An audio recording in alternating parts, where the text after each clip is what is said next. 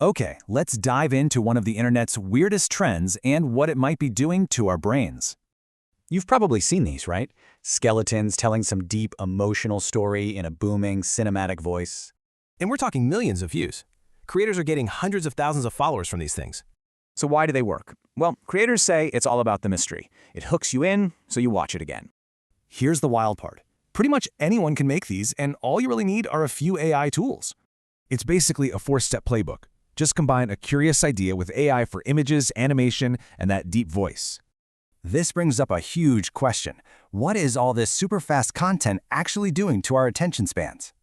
Well, a recent master's thesis from San Jose State University decided to dig into that exact question. Here's how they did it. They split 110 people into two groups. One watched TikTok, the other did a puzzle.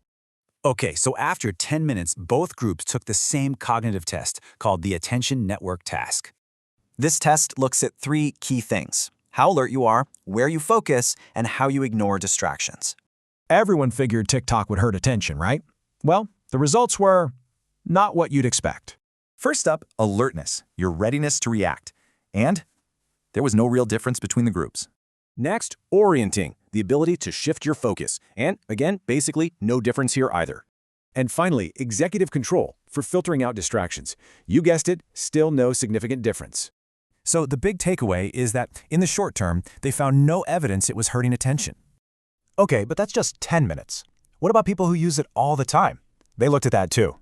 They checked screen time over 10 days and found no link to performance on any of the three attention tests. So, if screen time didn't predict attention scores, did it predict anything else? Turns out, one thing did correlate with more screen time: being younger. Younger folks simply used it more.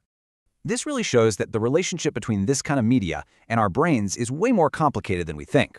Now, this is just one study, so it's not the final word, but it does leave us with a pretty provocative question.